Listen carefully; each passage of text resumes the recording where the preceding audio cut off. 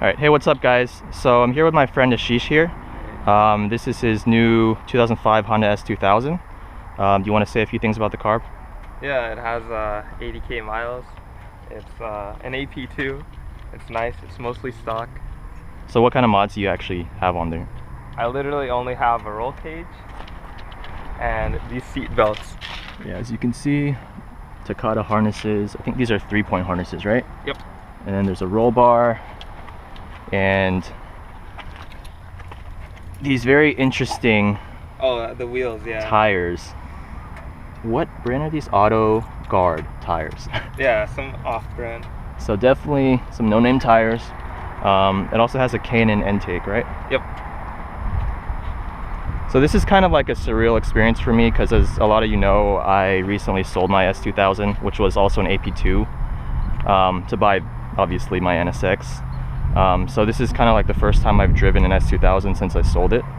So I'm really excited to drive this back to back with the NSX and see, you know, how it compares in terms of Honda's rear-wheel drive cars.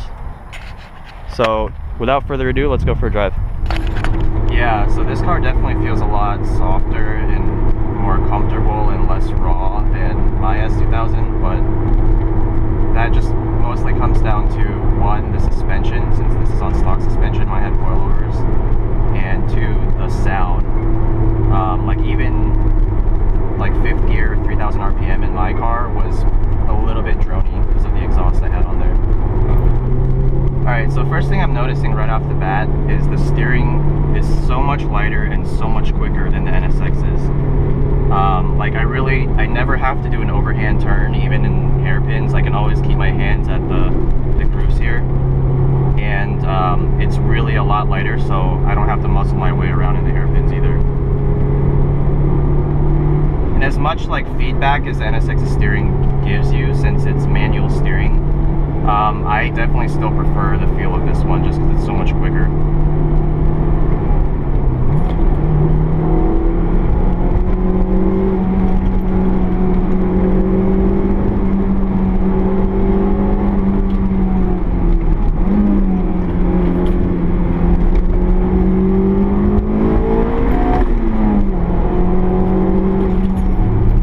Yeah, I'm barely having to use any steering input, which is a nice change from the NSX.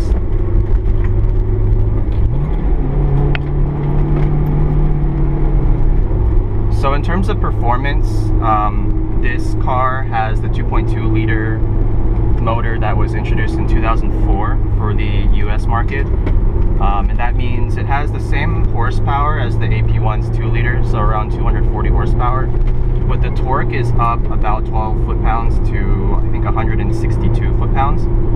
I haven't driven an AP1 in a long time, so I can't really comment on how much torqueier this engine feels. But I will say that it's still pretty gutless below roughly 5,000 RPM. You still really have to get it in that VTEC range from 6 to 8K to get the best out of this engine, which is a lot different than the NSX, because even though that has VTEC as well, it has a much more linear torque band and you don't really feel the VTEC kick in. So I think the camera just failed me just now, but what I was saying is I was watching one of the old hot version videos with Drift King, and he was test driving the S2000 against some other cars like the Boxster, the 350Z I think, and the Lotus Elise was in there too. And what he was mentioning is if you plot like the grip or the limits of a car on like scale of 1 to 10, where 1 is you're just driving slowly with full grip, and then 10 is you're at the very limits of grip. The S2000 has a tendency to get up to 7 with giving the driver a lot of confidence because it feels like you have full grip, but then once it goes past 7, it kind of goes 8, 9, 10 like really quickly. And that's in contrast to like the 350Z or the Boxster, where it feels a lot more linear and more catchable. So once you get to 7, you can feel through the steering wheel and feel through the seat of your pants that the car is starting to lose traction, and you can kind of play with the oversteer from 7 to 10. Whereas in this car, you have to be a lot quicker to counter steer once you lose traction. And that's one of the things that makes this car really fun to drive, but also kind of snappy at the limit, and kind of a dangerous trait to have for drivers who aren't experienced with oversteer. Alright, so guys, I'm just going to do a quick 0 to 60 run just to show you what this car feels like and sounds like.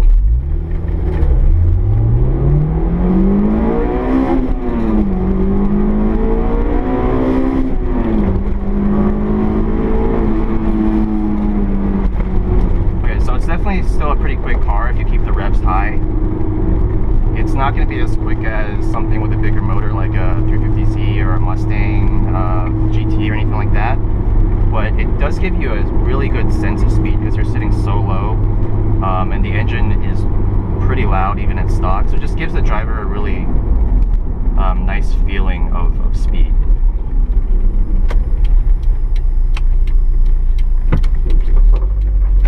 There's another turkey. Again. So the clutch in this particular car, I think, is slipping a little bit, but in my S2000, which had, you know, a perfectly fine clutch, I think the clutch in the S2000 is one of the best clutches I've used, just because the actual pedal throw is really short, and it has a really solid kind of linear feel to it, whereas some of like the older BMWs, Audis, Volkswagens, they have like a really soft kind of mushy feeling clutch, which I really don't like. Yeah, this car definitely feels a lot lighter on its feet than the NSX. How much is the NSX? The NSX weighs about 3,000, whereas this is about 2,800. So, but I don't think it really comes down to the weight. I think it's mostly the steering, because obviously no power steering in the NSX just makes it heavier off the bat, but also the fact that the steering ratio is so slow. So like in this corner up here, I would have to turn the wheel probably like 45 to 60 degrees, whereas like in this car, You just tap it. I just kind of like do this, and it's through the corner, you know. So one other thing that I really like about this car that I haven't mentioned yet is the fact that you can obviously drive with the top down. Like, that actually adds a lot to the driving experience, and it's something that I really miss about the S2000 after I switched to the NSX. Because like, even, you know, as good of a driving position as the NSX has, just having the open air around you just gives you a different level of like immersion with the environment and the road that you're driving on. You can pull over if you want to pull down the... Actually, yeah, let's do that. I haven't been top down in like a month. Oh wow. And this literally has like the best design power soft top like ever. Like it goes down in like what, 7 seconds? Yeah, really quick. And all you got to do is undo these two latches.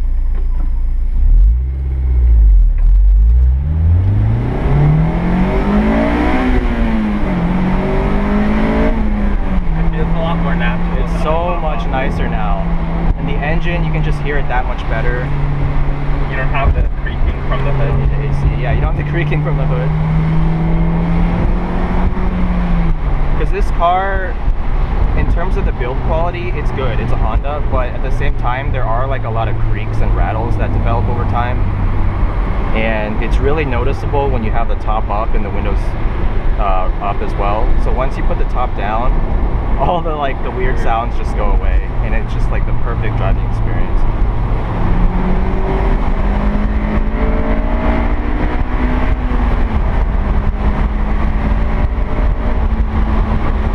So one of the things I don't like about this car, and it really only applies to when you're driving on the track at, you know, like 90 plus miles per hour, is the fact that it generates a lot of lift in the front. I've seen some people describe the aerodynamics of this car as kind of like a break in the wind. The way the front's designed, there's just really no downforce, and the air goes under the car and it kind of pushes the front of the car up. And so when you're going at really high speed, the steering doesn't feel as stable as it does at low speed. And it makes the car a little bit twitchy. And I noticed that when I was driving at Laguna Seca on the main straight, I would shift it to 5th and I'd be going up to about 105 miles per hour. And at that speed, it's not too bad, but you can still definitely feel the car is kind of lifting up.